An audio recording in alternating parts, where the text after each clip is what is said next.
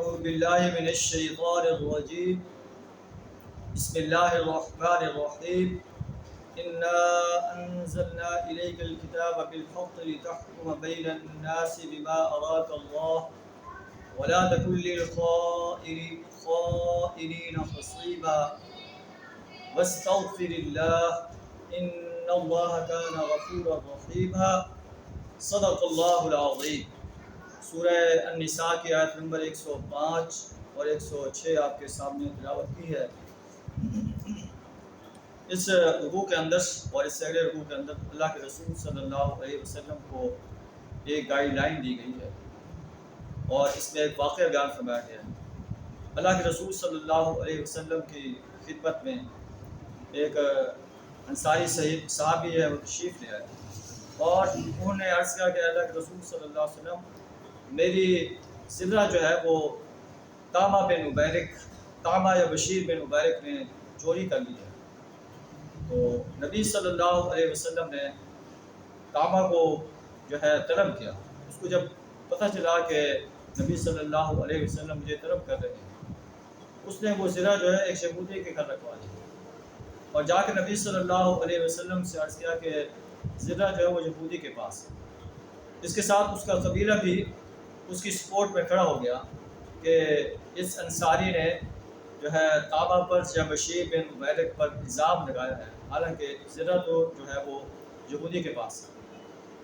اتنا اس کی حمایت کی گئی کہ نبی صلی اللہ علیہ وسلم بھی جو ہے اس بات کو تسلیم کرنے کی پر راضی ہو گئے اور آپ نے جو ہے اس صحابی کو کہا کہ تم نے اس پر الزام لگایا۔ تو اللہ نے قرآن نازل فرما دیا کہ اے نبی صلی اللہ علیہ وسلم انا انزلنا الیک الکتاب بالحق لتحکم بین الناس بما اراک اللہ، ہم نے آپ کی طرف قرآن کو نازل کیا ہے تاکہ آپ لوگوں کے درمیان اس راہ راست کے مطابق فیصلہ کریں جو اللہ نے آپ کو دکھائی ہے۔ ولا تکن للخائنین خصیبا، خائن انسانوں کی طرف سے آپ نہ چکیں۔ واستغفر اللہ، اللہ سے بخشش طلب کریں کہ آپ کے دل میں یا آپ کی زبان پر جو ہے خائن کے بارے میں الفاظ ادا ہوئے۔ ان اللہ کان غفورا رحیما، بے شک اللہ بخشنے والا بڑا مہربان۔ ولا تجادل عن الذین یختارون انفسهم، ان لوگوں کی طرف سے نہ جھگڑیں جو اپنے نفس سے اپنے نفوس سے خیال کرتے ہیں۔ ان اللہ لا يحب من كان خوانا اثیما، اللہ خائن انسان، گناہ کرنے والے انسان کو ناپسند کرتا ہے، اس کو پسند نہیں کرتا۔ یستخفون من الناس ولا یستخفون من اللہ، آج یہ لوگوں سے تو اپنی خیانت کو چھپا رہے ہیں لیکن اللہ سے نہیں چھپا سکتے۔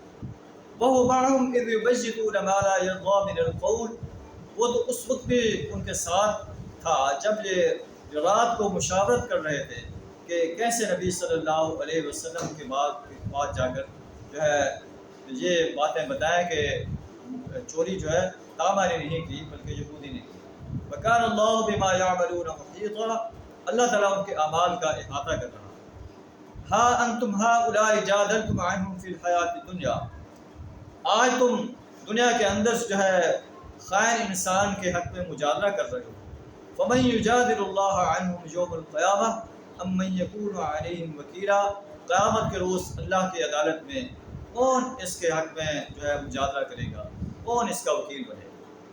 وَمَن يَعْمَلْ سُوءًا أَوْ يَظْلِمْ نَفْسَهُ، جو شخص برا کام کرتا ہے اپنی جان پر ظلم کر بیٹھتا ہے، ثُمَّ يَسْتَغْفِرِ اللَّهَ، پھر اللہ سے بخشش طلب کرتا ہے، یجد اللہ غفورا رحیما، اللہ کو بخشنے والا رحم کرنے والا پائے۔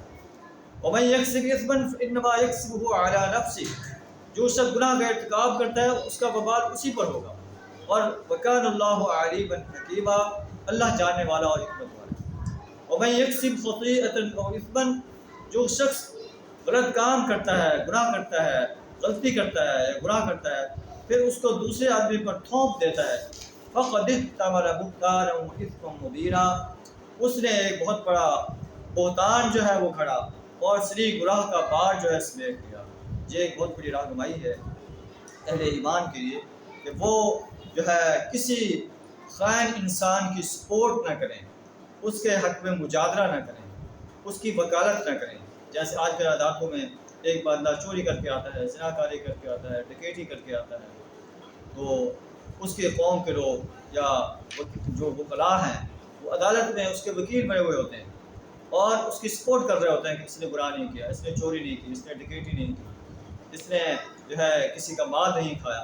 اللہ فرماتا ہے ہاں انتم ہؤلاء جادلتم عنہم فی الحیات الدنیا، آج دنیا کے اندر تو تم اس کے حق میں وکالت کر رہے ہو، مجادلہ کر رہے ہو، خائن انسان کے حق میں دلائل دے رہے ہو۔ فمن یجادل اللہ عنہم یوم القیامہ، قیامت کے روز کون اللہ کی عدالت میں اس کے حق میں دلائل دے گا؟ ام من یکون علیہم وکیلا، یا کون اس کا وکیل ہوگا؟ اللہ سے دعا تعالیٰ میں خائن انسانوں کے حق میں مجادلہ کرنے، ان کے حق میں وکالت کرنے، ان کی کسی قسم کی سپورٹ کرنے سے اپنی پناہ عطا فرمائے۔ وآخر دعوانا ان الحمد للہ۔